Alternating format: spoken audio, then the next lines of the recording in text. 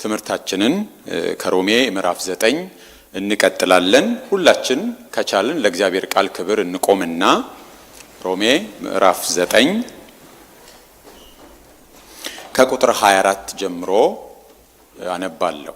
በጌታ ስም አነባለሁ። የምህረቱ ዕቃዎችም ከአይሁድ ብቻ አይደሉም፣ ነገር ግን ደግሞ ከአሕዛብ ደግሞ የጠራን እኛ ነን።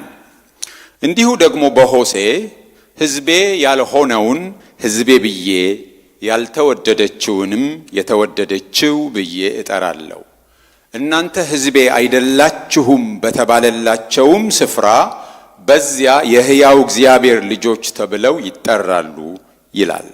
ኢሳይያስም የእስራኤል ልጆች ቁጥር ምንም እንደ ባሕር አሸዋ ቢሆን ቅሬታው ይድናል፣ ጌታ ነገሩን ፈጽሞና ቆርጦ በምድር ላይ ያደርገዋልና ብሎ ስለ እስራኤል ይጮሃል።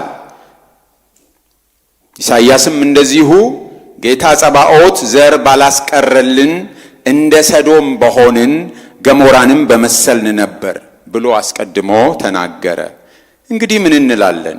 ጽድቅን ያልተከተሉት አሕዛብ ጽድቅን አገኙ፣ እርሱ ግን ከእምነት የሆነ ጽድቅ ነው። እስራኤል ግን የጽድቅን ሕግ እየተከተሉ ወደ ሕግ አልደረሱም። ይህስ ስለምንድን ነው? በሥራ እንጂ በእምነት ጽድቅን ስላልተከተሉ ነው። እነሆ በጽዮን የእንቅፋት ድንጋይና የማሰናከያ ዓለት አኖራለሁ፣ በእርሱም የሚያምን አያፍርም ተብሎ እንደ ተጻፈ በእንቅፋት ድንጋይ ተሰናከሉ ይላል። እግዚአብሔር ሆይ ስለ ቃልህ ተመስገን። ድንቅ ነው ቃልህ።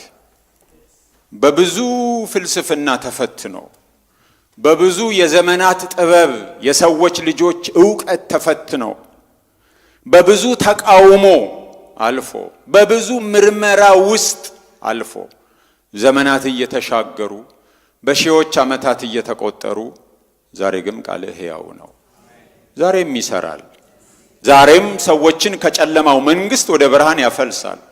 ዛሬም መጽናናት ያጡ በብዙ ነገር መጽናናት አቅቷቸው ሰዎች በሕያው ቃልህ ይጽናናሉ።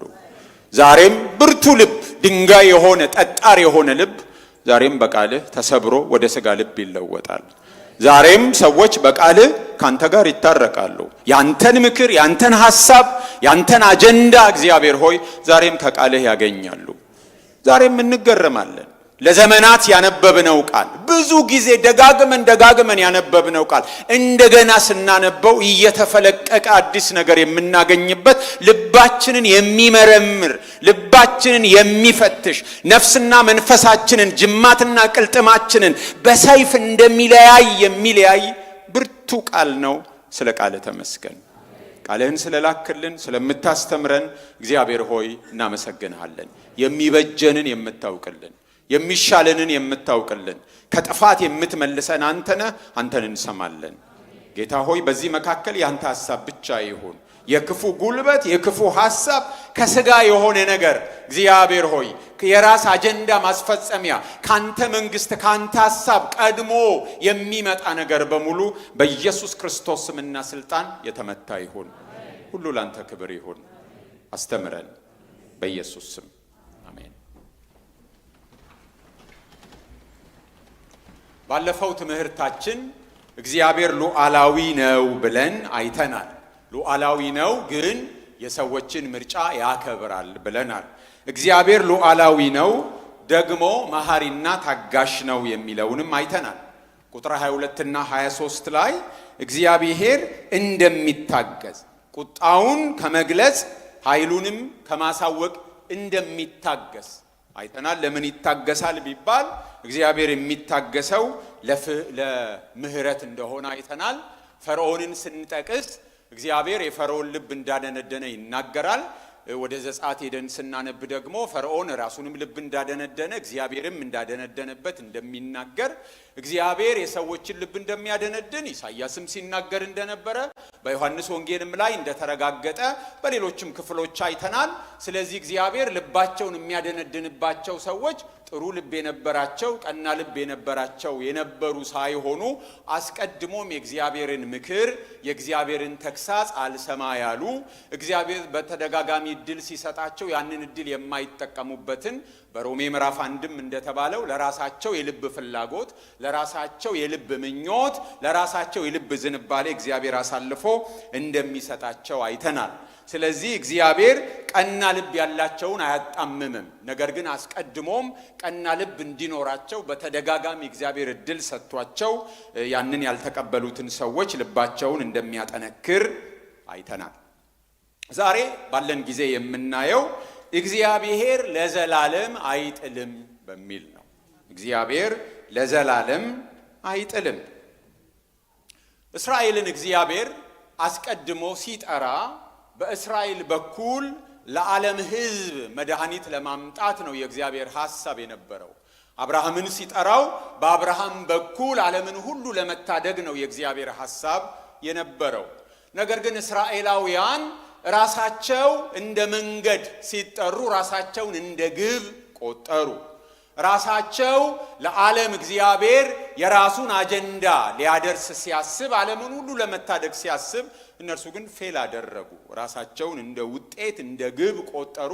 ራሳቸውም የእግዚአብሔርን ሐሳብ ለመፈጸም ራሳቸውን ማዘጋጀት አቃታቸው። ስለዚህ እግዚአብሔር ዝም ብሎ አላየም። እግዚአብሔር የሚሰራው ከሰዎች ጋር ነው። ሁል ጊዜም ዛሬም የሚሰራው ከሰዎች ጋር ነው። ሰዎች አልሰራ አካሉ ግን ይቀርባቸዋል እንጂ እግዚአብሔር ሐሳብ አይቀርም። ስለዚህ እነሱ በአብርሃም በኩል ያዘጋጀውን እግዚአብሔር ያንን ዓላማ መፈጸም ሲያቀታቸው እግዚአብሔር ወልድ ሰው ሆኖ በመምጣት እውነተኛ እስራኤል ሆኖ በመምጣት እውነተኛ የወይን ግንድ ሆኖ በመምጣት እውነተኛ የአብርሃም ልጅ ሆኖ በመምጣት እውነተኛ የዳዊት ልጅ ሆኖ በመምጣት ያንኑ ዓላማ ፈጸመው እና እስራኤልን አዲስ እስራኤል በማበጀት 12 ሐዋርያትን በመሾም እግዚአብሔር ያንኑ ነገር በልጁ በክርስቶስ በኩል ነው የሰራው። ስለዚህ የእግዚአብሔር ሐሳብ አልቀረም። ነገር ግን ጥያቄው እስራኤልን ጣላት ወይ ነው የሚለው። እስራኤልን እግዚአብሔር ጥሏታል ወይ የሚለው ጥያቄ በተደጋጋሚ ይነሳል። ሐዋርያው ጳውሎስ ምዕራፍ 10 ላይ የሚያነሳዋል፣ ምዕራፍ 11ም ላይ ያነሳዋል። በሆነ መልኩ አዎንታዊ መልስ ይሰጣል፣ እናየዋለን። በሆነ መልኩ ደግሞ አሉታዊ መልስ ይሰጣል። ከሆሴ ይጠቅሳል። ከሆሴ ሲጠቅስ ምን ይላል? ሕዝቤ ያልሆነውን ሕዝቤ ብዬ እጠራለሁ፣ ያልተወደደችውንም የተወደደችው ብዬ እጠራለሁ። እናንተ ሕዝቤ አይደላችሁም በተባለላቸው በዚያ የሕያው እግዚአብሔር ልጆች ተብለው ይጠራሉ ብሎ ነው የሚናገረው። እንግዲህ ቁጥር 24ን ስናይ የምህረቱ ዕቃዎች ከአይሁድ ብቻ አይደሉም፣ የምህረቱ ዕቃዎች ከኛ ከአሕዛብ ጭምር ነው፣ የጠራን እኛንም ነው ብሎ እግዚአብሔር እንደተናገረ ያስረዳና ሐዋርያው ጳውሎስ ለዚህ በማስረጃነት የሚጠቅሰው የሆሴዕን መጽሐፍ ነው። እንደ አብዛኛው የብሉይ ኪዳን ትንቢቶች ይሄም ጥቅስ 3 ትርጉሞች አሉት። ብዙ ጊዜ ሲነገር የምንሰማው በተለያዩ ጥቅሶች ውስጥ ሁለትዮሽ ትርጉም እንዳላቸው ነው የምንሰማው። አብዛኞቹ የብሉይ ኪዳን ትርጉሞች ግን ወይም ትንቢቶች 3 አይነት ፍጻሜ ነው ያላቸው። ለምሳሌ ቤተ መቅደሱን መሰራትም ማየት እንችላለን። ምንድነው ትንቢቱ? የመጀመሪያው ሊትራሊ በእስራኤል ታሪክ ውስጥ የሚፈጸም ነው የመጀመሪያው ትንቢት። ለምሳሌ በሆሴዕ ጊዜ እግዚአብሔር ምንድነው እየተናገረ ያለው? እስራኤላውያን ሕዝቦቹ ናቸው፣ ግን አልታዘዝ ሲሉ በአግባቡ አልኖር ሲሉ ምን አላቸው? ሕዝቤ አይደላችሁ።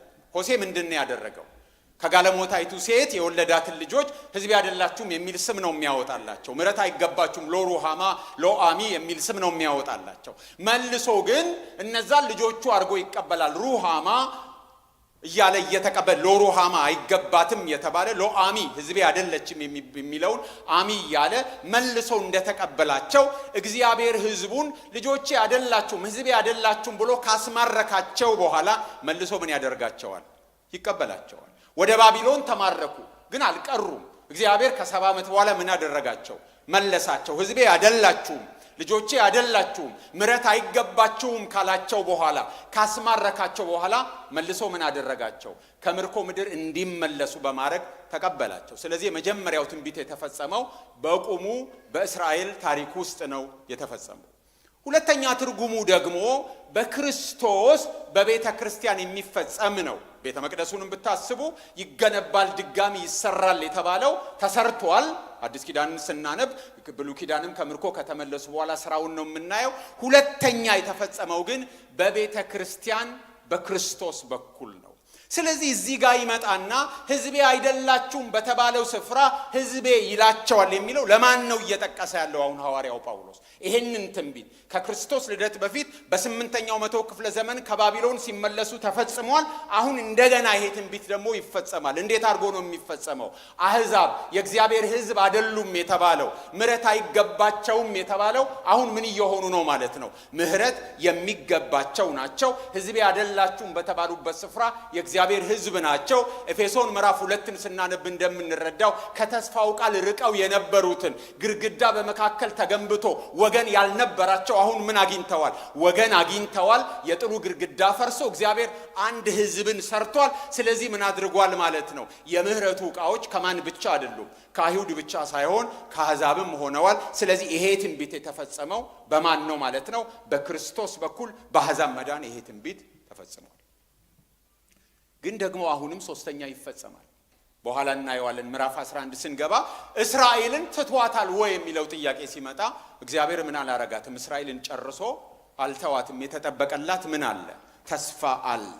የተጠበቀላት ተስፋ አለ። በኋላ እናየዋለን። ሐዋርያው ጳውሎስ ይሄንን የሆሴዕን ጥቅስ የሚተረጉመው በአሕዛብ መዳን ነው። ሐዋርያው ጳውሎስ ብቻ ሳይሆን ሐዋርያው ጴጥሮስም ይሄንኑ ጥቅስ ይጠቀምበታል። በአንደኛ ጴጥሮስ ምዕራፍ 2 አንደኛ ጴጥሮስ ምዕራፍ 2 ቁጥር 10 ላይ እናንተ ቀድሞ ወገን አልነበራችሁም፣ አሁን ግን የእግዚአብሔር ወገን ናችሁ። እናንተ ቀድሞ ምሕረት ያገኛችሁ አልነበራችሁም፣ አሁን ግን ምሕረትን አግኝታችኋል። ይሄ የሆሴዕ ጥቅስ ኤኮ ነው እዚህ ውስጥ ያለው። ምሕረት የማይገባቸው ሕዝቡ ያልሆኑ ሕዝብ አልነበራችሁም፣ ሕዝብ ሆናችኋል። ወገን አልነበራችሁም፣ ወገን ሆናችኋል። ምሕረት አይገባችሁም ነበር፣ አሁን ግን ምሕረት የተገባችሁ ሆናችኋል ብሎ ነው የሚናገረው። ስለዚህ የእስራኤልን መታደስ ነው የሚናገረው ሆሴዕ የተናገረው። ግን የእስራኤል መታደስ ብቻ ሳይሆን እስራኤል ስትታደስ አሕዛብ መግባታቸውን ወደዚህ ነው የሚናገረው። እስራኤል ወድቃለች፣ ነገር ግን ወድቃ አልቀረችም፣ ተመልሳ መታለች እያለ ነው የሚነግረን። በኋላም እናየዋለን። የኢሳይያስም ክፍል የሚነግረን እንደሱ ነው። የእስራኤል ልጆች ቁጥር 27 እና 28 ምንም እንደ ባህር አሸዋ ቢሆን ይህንን ተስፋ የሰጣቸው ለአብርሃም ሲሰጠው አብርሃም ልጁን ይስሐቅን ለመሰዋት ከሄደ በኋላ ሲመለስ ምንድን ያለው? ዘርህን እንደ ባህር ዳር አሸዋ አበዛዋለሁ አለው። ግን ምንም እንደ ባህር ዳር አሸዋ ቢበዙ የሚድኑት ጥቂቶች ናቸው ነው የሚለው። ማጆሪቲ ያወራል፣ ብዙሃን ናቸው። የሚድኑት ግን ምኖች ናቸው? ጥቂቶች ናቸው የሚድኑት። ከማን? ከእስራኤላውያን ወገን። ማን ስለሚጨመር? አሕዛብ ይጨመራሉ ነው የሚለው። ፍርድ ነው። ብዙዎች ቢሆኑም እንደ ባህር ዳር አሸዋ ቢሆኑም የሚድኑት ግን እነሱ ሁሉ አይደሉም። የሚድኑት የትኞቹ ናቸው? ጥቂቶች ናቸው የሚድኑት ነው የሚለው። ግን ምን ይላል? ዝቅ ይልና ደግሞ ጌታ ጸባኦት ዘርን ባያስቀርልን ኖሮ እያለ ነው የሚናገረው። የሚድኑት ጥቂቶች ናቸው። የእግዚአብሔር ጉዳይ የብዙሃን ጉዳይ አይደለም። እግዚአብሔር ቁጥር አይደለም ለእግዚአብሔር አጀንዳ። ለዚህ ነው የከነዓናውያን ብዛት ባለበት እግዚአብሔር ጉዳዩ የነበረው ከአብርሃም ጋር ብቻ ነበር። በሰዶምና በገሞራ መካከል እግዚአብሔር ጉዳዩን ያደረገው ከአንድ ቤተሰብ ከሎጥ ጋር ብቻ ነው የነበረው። በምድር ላይ የጥፋቷ በመጣ ጊዜ ከዛ ሁሉ ሕዝብ መካከል እግዚአብሔር ጉዳዩን ያደረገው ከኖህና ከቤተሰቡ ጋር ነው። ስለዚህ ብዙሃኑ የተጠሩ ቢሆኑም እንኳን እንደ ባህር ዳር አሸዋ ቢበዙም እንኳን የሚድኑት ጥቂቶች ናቸው። እግዚአብሔር እድል ስላልሰጣቸው አልነበረም። እግዚአብሔር ስላልጠራቸው አልነበረም። ነገር ግን እነሱ ናቸው። ነገር ግን እግዚአብሔር ምንድነው ያደረገው? በሙሉ አላጠፋቸው። ምን አድርጎልናል ነው ኢሳይያስ የሚለው? ዘር አስቀርቶልናል ነው የሚለው። ዘር ባያስቀርልን ኖሮ እንደምን ነበር የምንሆነው ነው የሚለው። እንደ ሰዶም ነበር የምንሆነው፣ እንደ ገሞራ ነበር ነው የምንሆነው ነው የሚለው። ወደ ምርኮም ሲሄዱ ብዙዎች ናቸው ወደ ምርኮ የሄዱት፣ የቀሩት በምድሪቱ ላይ ጥቂቶች ናቸው። ያ ማለት ጥቂቶቹ ንጹሃን፣ ወደ ምርኮ የሄዱት ደግሞ ብቻቸውን ኃጢአተኞች ናቸው ማለት አይደለም። እግዚአብሔር በቸርነቱ ነው ዘር ያስቀረላቸው የነበረው። ነገረ ስራቸው በሙሉ እንደ ምሳሌ ሳይሆን የቀረበው እንደ ሰዶምና እንደ ገሞራ ነበሩ እስራኤላውያን። ከሰዶምና ከገሞራ የሚለያቸው ነገር አልነበረም። ኢሳይያስ ምዕራፍ 1 ከ10 እስከ 15 ማንበብ እንችላለን። ኢሳይያስ ምዕራፍ 1 ከ10 እስከ 15 እንደዚህ ነው ሲጀምር የሚላቸው እስራኤላውያንን፣ ህዝቡን ምን ብሎ አድሬስ ያደረጋቸዋል? እናንት የሰዶም አለቆች ሆይ። የእስራኤልን አለቆች ነው ማን ብሎ ነው አድሬስ የሚያደርጋቸው? እናንተ የሰዶም አለቆች ሆይ ይላቸዋል። የእግዚአብሔርን ቃል ስሙ። ህዝቡስ? እናንተ የገሞራ ህዝብ ሆይ የአምላካችንን ሕግ አድምጡ ነው ይላቸው። አለቆቹን ማን ይላቸዋል? የእስራኤልን አለቆች የሰዶም አለቆች። አለቆቹን ብቻ አይደለም ህዝቡን ምን ይላቸዋል? የገሞራ ህዝብ ሆይ ነው የሚላቸው። የእግዚአብሔርን ቃል ስሙ። ዝቅ ብላችሁ ስታነቡ መባቸውንና መስዋዕታቸውን አለመቀበል ብቻ አይደለም ተጠየፍኩት ነው የሚላቸው። ከገሞራ በምንም አይለዩም፣ ከሰዶም በምንም አይለዩም። ግን እግዚአብሔር ሰዶምና ገሞራን እንዳጠፋ አላጠፋቸውም። ስለዚህም ኢሳይያስ ምን አለ? ዘርን ባያስቀርልን ኖሮ እንደ ሰዶም በሆንን እንደ ገሞራን በመሰልን ነበር። በስራችን አንለይም ከሰዶምና ከገሞራ። ግን ምን አረገልን እግዚአብሔር? ዘር አስቀረልን በማለት ነው የሚናገረው። ስለዚህ ሁለት ነገር ነው። እንደ ባህር ዳር አሸዋ ቢበዙም የሚድኑት ጥቂቶች መሆናቸው በአንድ በኩል ፍርድ ነው። ለምን? ብዙዎች ቢሆኑም የዳኑት ጥቂቶች ናቸው። ግልጽ ነው። ይሄ ምንድነው? ፍርድ ነው። እንደ ባህር ዳር አሸዋ ከበዙት መካከል ጥቂቶች መዳናቸው ፍርድ ነው። ግን ደግሞ ተስፋም ነው። እግዚአብሔር ምን አስቀርቶላቸዋል? ዘር አስቀርቶላቸዋል። የዘር መቅረት ደግሞ ፍርድ አይደለም። ምንድነው? ተስፋ ነው። ስለዚህ በእግዚአብሔር ሥራ ውስጥ ፍርድ አለ፣ በፍርዱ ውስጥ ተስፋ አለ። እግዚአብሔር ሕዝቡን ለዘላለም አልጣላቸው። በአንድ መልኩ ብዙዎች ቢሆኑም ብዙዎች አለመዳናቸው ፍርድ ነው። እግዚአብሔር ሕዝቡን መጣሉ ነው። መጣሉ የሚለውን ቃል ከምዕራፍ 11 ቁጥር 15 ላይ ነው ያመጣሁት። ጥሏቸዋል ወይ ብለን ብንጠይቅ ምዕራፍ 11 ቁጥር 15 እንደሱ ይለናል። የእነርሱ መጣል ለዓለም መታረቅ ከሆነ ይላል። የእነርሱ ምን ማድረግ? መጣል። እነርሱ መጣላቸው ተጥለዋል ማለት ነው። ለዓለም መድኃኒት ከሆነ አለማመናቸው፣ ከግንዱ ላይ ተገንጥለው መጣላቸው ለሌላው መድኃኒት ከሆነ እነርሱ ቢመለሱ ደግሞ የበለጠ መድኃኒት ይሆናል ነው የሚል። ስለዚህ መጣላቸውን ነው የሚነግረን። ግን ደግሞ ተስፋ እንዳለ ከቁጥር 25 ጀምሮ ይነግረናል። ወንድሞች ሆይ ልባሞች የሆናችሁ እንዳይመስላችሁ ይህን ምስጢር ታውቁ ዘንድ ወዳለሁ። የአሕዛብ ሙላት እስኪገባ ድረስ ድንዛዜ በእስራኤል በአንዳንድ በኩል ሆነባቸው፣ እንደዚሁም እስራኤል ሁሉ ይድናል። እንዲህ ተብሎ እንደተጻፈ መድኃኒት ከጽዮን ይወጣል፣ ከያዕቆብም ኃጢአተኝነትን ያስወግዳል። ኃጢአታቸውንም ስወስድላቸው ከእነርሱ ጋር የምገባው ኪዳን ይሄ ነው። በወንጌልስ በኩል ስለ እናንተ ጠላቶች ናቸው፣ በምርጫ በኩል ግን ስለ አባቶች ተወዳጆች ናቸው። እግዚአብሔር በጸጋ ስጦታና በመጥራቱ አይጸጸትምና ይላል።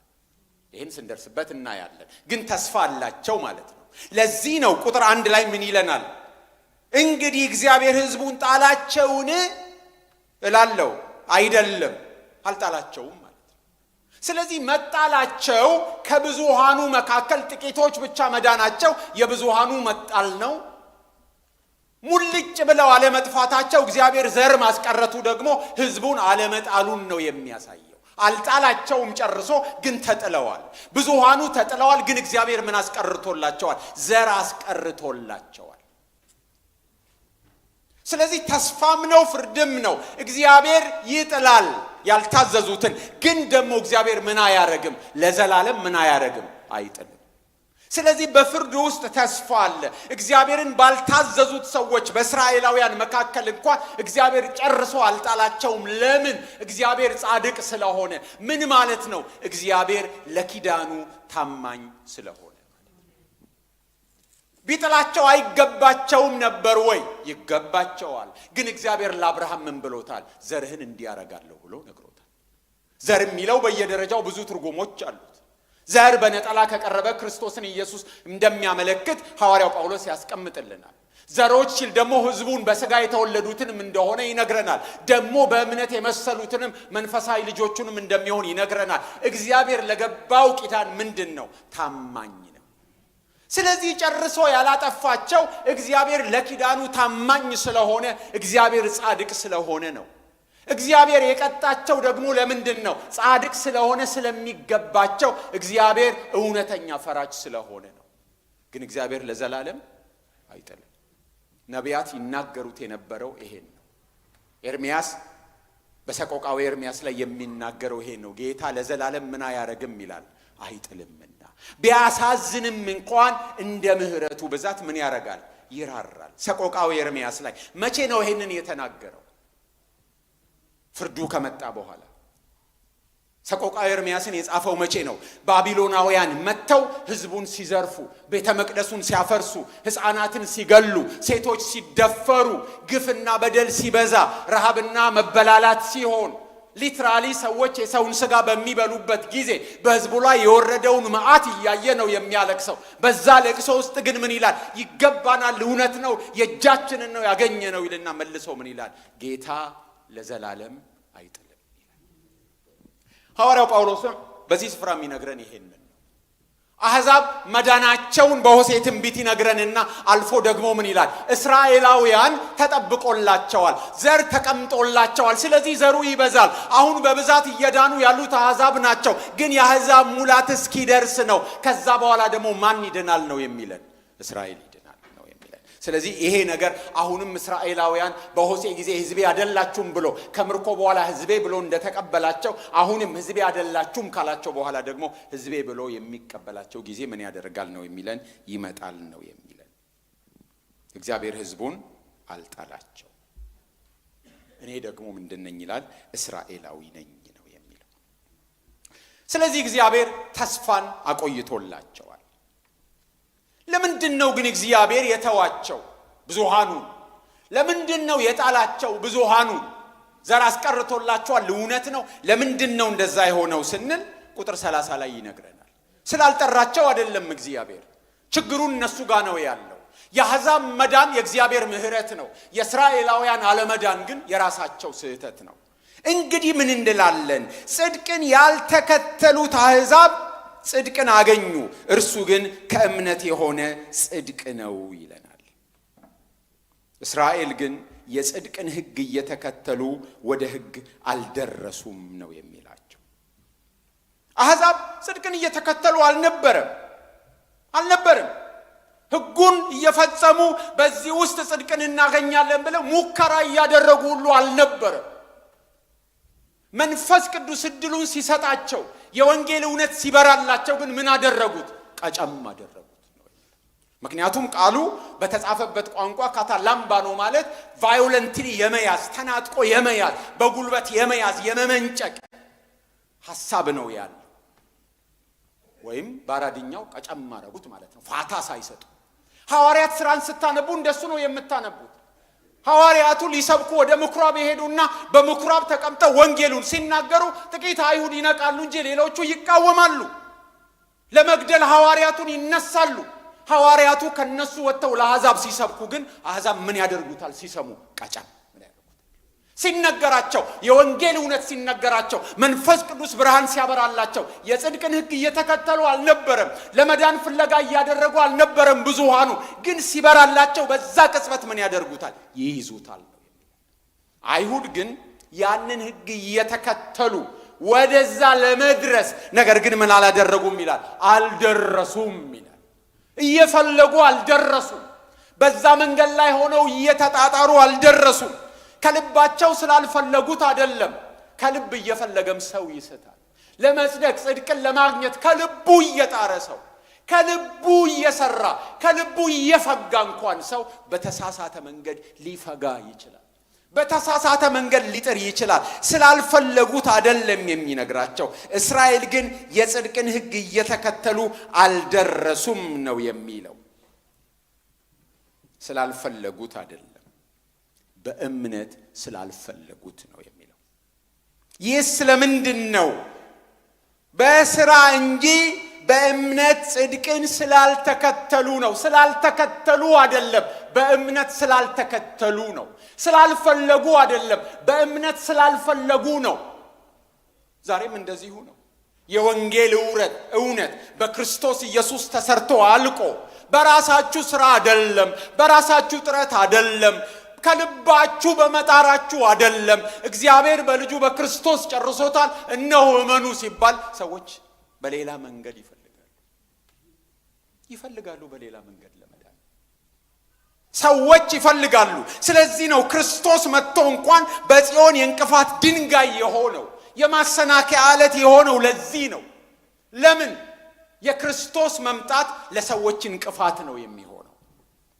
ለምንድን ነው የሚሆነው ካልን ሐዋርያው ጳውሎስ በአንደኛ ቆሮንቶስ 1:23 እንዳለ እኛ ግን የተሰቀለውን ክርስቶስን እንሰብካለን፣ ይህም ለአይሁድ ማሰናከያ፣ ለአይሁድም ምንድን ነው? ለአሕዛብም ምንድን ነው? ሞኝነት ነው ይላል።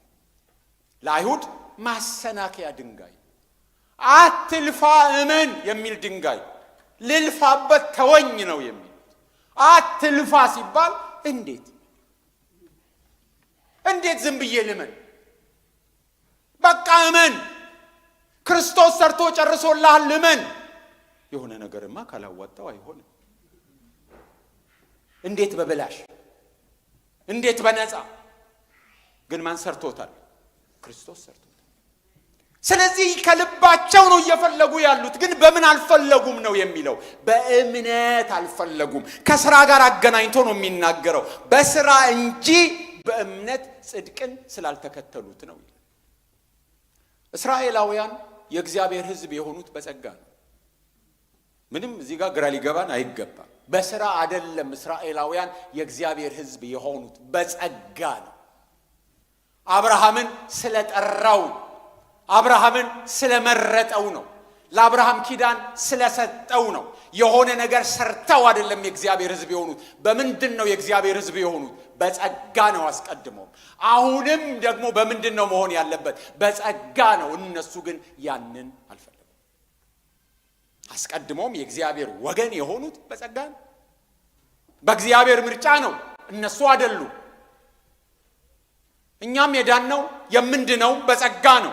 በእግዚአብሔር ቤት የምንጸናውን በምንድን ነው? በጸጋ ነው። እግዚአብሔርን የምናገለግለው በምንድን ነው? በጸጋ ነው። በምንድን ነው መፈለግ ያለብን? በጸጋ ነው። ከዚህ በፊትም ደጋግመን አንስተናል። ከእግዚአብሔር ጋር ያለው ጉዳይ የሚጀምረውን በጸጋ ነው፣ የሚፈጸመውን በምንድን ነው? በጸጋ ነው። ራሳችንን የምናቆመው እኛ አይደለም። ስለዚህ ምን አደረጉ? ተሰናከሉ። እያንዳንዱ ነገር ያሰናክላቸዋል። እያንዳንዱ ነገር ክርስቶስ አምላክ ነኝ ማለቱ ያሰናክላቸዋል። ሕግ በእኔ ተፈጽሟል ማለቱ ያሰናክላቸዋል። ወደፊት እናያለን። ምዕራፍ 10 ቁጥር 4 ላይ ክርስቶስ የሕግ ፍጻሜ ነው ይላል። ሕግ ሁሉ በማን ተፈጽሟል? በክርስቶስ። ሕግ ወደ ክርስቶስ የሚያመጣ ነው። በክርስቶስ ኮምፕሊትነስን አግኝቷል። ግቡን መጥቷል። ተሽሯል ማለት ሳይሆን ግቡን መጥቷል በክርስቶስ። ጎል ነበረው ሕግ። የሕጉ ጎል ምንድን ነው? ክርስቶስ ጋር ማድረስ ነው። አድርሷል። ተሽሯል አይደለም፣ አድርሷል፣ ተፈጽሟል፣ ተከናውኗል። ይሄን እንኳን እየነገራቸው ክርስቶስ፣ እነሱ ግን ምንድን ነው የሚፈልጉት? በስራ መድረስ ነበር የሚፈልጉት። ግን እግዚአብሔር አሁንም ለነሱ የሚላቸው ምንድን ነው? እዚህ ላይ ስናነብ ዘርን አስቀርቶላቸዋል ነው። ዛሬም የክርስቶስ ማንነት ለሰዎች መሰናክል ነው። አምላክ ነኝ ማለቱ ብዙዎችን ያሰናክላቸዋል። በመስቀል ሞት ስራው በማመን በክርስቶስ ማንነት በማመን ለክርስቶስ በመገዛት ሕይወትን ለክርስቶስ በመስጠት ክርስቶስን ንጉሥ አድርጎ በመኖር ከክርስቶስ ጋር በመጣበቅ ጉዞ የሚደረግ መሆኑን ለብዙዎቹ ይቸግራቸዋል። ፈሪሳውያን እንደሱ ነበር የሚመጻደቁት። ሉቃስ የሚናገረው ሁለት ሰዎች ሊጸልዩ መጥተዋል። አንደኛው ቀና ብሎ እንኳን ለማየት እግዚአብሔርን የፈራ ነው። ሌላኛው ግን ምንድነው እንደንትና እንደዚህኛው ሰውዬ ስላልሆንኩ ብሎ ነበር ይጸልይ። ጎን ለጎን ነበሩ መሰለኝ እና እንደሱም ስላልሆንክ እንደዚህ ቀራጭ ስላልሆንክ ነው ያለው። ሰዎች በእግዚአብሔር ፊት የሆነ ነገር ማስቆጠር ይፈልጋሉ። እኔ እንደዚህ ስለሆንኩ፣ እኔ ከንትና ስለምሻል፣ እኔ እንደዚህ ስለሆንኩ ማለት ነው የሚፈልጉት። ያ ሰው ግን ቀና ብሎ ማየት እንኳን ያልደፈረ ደረቱን እየደቃ የጸለየው እሱ ጸድቆ ሄደ ነው የሚለው እና ተቆጡ። ፈሪሳውያን ተቆጡ። የሚሰሩት ስራ ለምንድን ነው የማይቆጠረው? ስራቸውን አይደል ነበርም ሲያጣጥል የነበረው፣ ግን ምን መቅደም ነበረበት? እምነት መቅደም ነበረበት። ጥሩ ነው የሚሰሩት ስራ። ከጤና አዳምና ከምናምን አስራት መስጠታቸው ጥሩ ነው። በሳምንት 2 መጾማቸው ጥሩ ነው። ጥሩ ነገራቸው ጥሩ ነው። መጥፎ ያልሆነው የሆነው ነገራቸው መጥፎ ነው። ግን ጥሩ የሆነው ነገራቸውን እንዲተውት ሳይሆን በእምነት የሚሆን ነገር እንዲያደርጉ ነበር ሲነግራቸው የነበረው ክርስቶስ። ግን አልፈለጉም። ስለዚህ ልባቸው እየጠነከረ ሄደ። ልክ ለፈርዖን እንደተናገረ ነው። ክርስቶስ መጥቶ ወንጌልን ሲናገር ሁሉ አልነበረም ልቡ የሚሸነፍ የነበረው። አንዳንዶቹ ልባቸው ተሸንፎ ይሰግዱለታል። አንዳንዶቹ ልባቸው ተሸንፎ በቤታችን ግባ ይላሉ። አንዳቸው ልባቸው ተሸንፎ ይከተሉታል። አንዳንዶቹ ደግሞ ሊወግሩት ድንጋይ ያነሳሉ። the same message, the same መልእክት፣ the same ስብከት ግማሹን አሜን አስብሎ ለክርስቶስ ሲያንበረክከው፣ ግማሹ ክርስቶስን ለመውገር፣ ግማሹ ክርስቶስን ለመግደል የሚዝትበት ይሆናል። አንድ መልእክት እኮ ነው። አንድ መልእክት ተነግሮ አንድ አይነት ሐሳብ ተላልፎ አንድ ስብከት ሰብኮ ክርስቶስ ግማሹ ሲንበረከክለት፣ ግማሹ ሊወግረው ድንጋይ ያነሳል። አንድ ፈውስ ተደርጎ በዛ ፈውስ እንዴት አይነት ታላቅ አምላክ ነው ብለው ታላቅ ነገር ያደረገለት ብለው ሲደሰቱ፣ ሌሎቹ ደግሞ እንዴት ይሄንን ያደርጋል በዚህ ቀን ብለው ሊወግሩት ድንጋይ ያነሳል። ባለፈው እንዳልነው ማለት ነው። ንፋሱ አንድ አይነት ነው፣ ግን በየት አቅጣጫ ነው የምንሄደው? አጌንስት ዘ ዊንድ የምንሄድ ከሆነ ንፋሱ ምንድነው የሚሆነው? ግርግዳ ነው የሚሆነው። ንፋሱም ተከትለን የምንሄድ ከሆነ ደግሞ ፍጥነታችንን ነው የሚጨምረው። አንድ መልእክት፣ አንድ ስብከት ሐዋርያው ጳውሎስ ሰብኮ ሲወጣ ግማሾቹ ሌላ ጊዜ ምን ሰማሃለን እባክህ ናና ንገረን ሲሉ፣ ሌሎቹ ደግሞ ምን ይላሉ? ምን ይፈላሰፋል ይሄ ነበር የሚሉት። አንድ መልእክት፣ አንድ ስብከት ሰዎችን ይከፋፍል ነበር። ስለዚህ እግዚአብሔር ሕዝቡን በጣለ ጊዜ ልክ ነው መጣሉ። ነገር ግን ደግሞ ምን አስቀርቶላቸዋል? ዘርን አስቀርቶላቸዋል።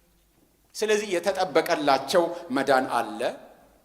እግዚአብሔር ለዘላለም አይጥልም። ከዚህ በላይ መሄድ አልችልም። እግዚአብሔር ለዘላለም አይጥልም። ሐዋርያ ጳውሎስ የሚናገረውን ሲናገር ብዙ ጊዜ የመጨረሻው ዘመን ላይ ሆኖ ስለሚያይ ነው አንዳንድ ነገሩ ግርታ የሚፈጥረው። ስለ መዳን ሲያወራ ብዙ ጊዜ እኛ እዚህ ጋር ሆነን ነው። እሱ ግን መጨረሻው ላይ ሆኖ ነው የሚናገረው። ስለ እግዚአብሔር ቁጣ ሲናገር ስላሁን ብቻ ሳይሆን ቁጣው ወደፊት ከሚመጣው ቁጣ እንደምንድን ሁሉ ሲናገር እዛ ጋር ሆኖ ነው የሚናገረው። መጨረሻው ላይ ሆኖ ወደዚህ ነው የሚናገረው። ስለዚህ የሆኑ ነገሮች አሉ ኦሬዲ የምንላቸው፣ ደግሞ ገና ያልሆኑ ኖት የት የምንላቸው አሉ። ግን እሱ እዛ ጋር ቆሞ ስለሚናገር ሁሉ ነገር የተፈጸመ ሆኖ ነው የሚታየው ለሱ። እኛም እንደሱ ብናደርገው ምናልባት አንዳንድ ነገሮችን የተሻለ ለመረዳት እንችላለን። እግዚአብሔር ለዘላለም አይጥልም፣ በእርሱ የሚያምን አያፍርም ነው የሚለው። እነሆ በጽዮን የእንቅፋት ድንጋይና የማሰናከያ ዓለት አኖራለሁ፣ በእርሱም የሚያምን አያፍርም ነው የሚለው። ስለዚህ ዛሬም ብትሆኑ በዚህ ስፍራ ያላችሁ ሕይወታችሁን ለጌታ ለኢየሱስ ክርስቶስ ያልሰጣችሁ ብትኖሩ በእርሱ ብታምኑ አታፍሩ። የማሰናከያ ዓለት ነው፣ እውነት ነው። ምንም ከናንተ አይጠበቅም። ማመን ብቻ ሲባል ግር ሊላችሁ ይችላል። ነገር ግን መንገዱ ይሄ ነው፣ ማመን ብቻ። ከእግዚአብሔር ጋር መንገድ የሚጀመረው፣ ከእግዚአብሔር ጋር በምህረት መታረቅ የሚጀመረው በማመን ንስሐ በመግባት ሕይወትን ለእግዚአብሔር በመስጠት ነው። ስለዚህ ሕይወታችሁን ለእግዚአብሔር ያልሰጣችሁ ካላችሁ ዛሬ እሱን እንድታደርጉ እጋብዛለሁ። አሕዛብ የዳኑት በእግዚአብሔር ምህረት ነው። እስራኤላውያን ያልዳኑት በራሳቸው ጥፋት ነው። የሁላችን መዳን በራሳችን ሥራ አይደለም፣ በእግዚአብሔር ምህረት ነው። ምክንያቱም የምህረቱ ዕቃዎች ከአይሁድ ብቻ አይደሉም፣ ከአሕዛብም ጭምር ናቸው ስለተባለ እግዚአብሔር እኛንም ለድነት መርጦናል። ስለዚህ ያንን አምነን ተቀብለን በእግዚአብሔር ቤት አለን። እስከ መጨረሻውም ደግሞ በዚህ እንድንጸና እግዚአብሔር ይረዳናል። አሜን። እንጸልያለን። እግዚአብሔር ለሁላችንም እቅድ አለው። በምህረት የተሞላ እቅድ አለው። በክርስቶስ ሞትና ሕይወት የተረጋገጠ፣ በክርስቶስ ሞትና ሕይወት የተገለጠ፣ በክርስቶስ ሞትና ሕይወት የተፈጸመ በምህረት የተሞላ እቅድ ለሁላችንም አለው። ስለዚህ ሕይወታችሁን ለክርስቶስ ለመስጠት የምትፈልጉ ሰዎች ካላችሁ ይሄ ጥሩ ጊዜ ነው። ሕይወታችሁን ለክርስቶስ ለማስገዛት ካላችሁ ይሄ የመዳን ሰዓት የመዳን ጊዜ ነው። እጃችሁን ታሳዩኛላችሁ። በማመን ብቻ ከእግዚአብሔር ጋር ህብረት የምትጀምሩበት፣ ለእግዚአብሔር በክርስቶስ በኩል በመገዛት ሕይወታችሁን አሳልፋችሁ የምትሰጡበት ሰዓት ይሄ ነው። ከሌላችሁ እንጸልያለን። ያላችሁ ካላችሁ ምናልባት የምታመነቱ ካላችሁ ወደ በኋላ ቀረት ብላችሁ ልታናግሩን ትችላላችሁ። እግዚአብሔር አምላካችን ሆይ እናመሰግናለን። ለዘላለም ስለማትጥል እግዚአብሔር ሆይ፣ ዘር ስለምታስቀር ጌታ ሆይ፣ ስለምትራራ፣ በፍርድ ውስጥ ተስፋ ስላለ፣ በቅጣት ውስጥ እንኳን እግዚአብሔር ሆይ ተስፋ ስላለ፣ አንተ ጻድቅ ስለሆንክ፣ ለኪዳን ለቃል ታማኝ ስለሆንክ እናመሰግናለን። ጌታ ሆይ በቃልህ እንደተጻፈው ብቻ ሳይሆን በሕይወታችንም አይተናል። በቅጣት ውስጥ ምህረትን፣ በፍርድ ውስጥ ተስፋን ስታስተላልፍ በሕይወታችንም አይተናል። ሁልጊዜም ጌታ ሆይ የምህረት ዕቃዎች ሆነን ጉዞአችንን እንድንፈጽም እርዳን። አንተ ጌታ ሆይ መልካም አምላክ ነህ። በክርስቶስ ሞትና ትንሣኤ የተገለጠ ዕቅድ ለእያንዳንዳችን አለ። ጌታ ሆይ ከቅፍ ማንም ሊያወጣን እንደማይችል እናምናለን። ይህንን በማወቅና በማስተዋል በእምነት መመላለስ እንድንችል ልባችንን በእምነት ሙላለን። ስላስተማርከን ቃል ተመስገን። ክብር ሁሉ ላንተ ይሁን፣ በክርስቶስ ኢየሱስ ስም አሜን።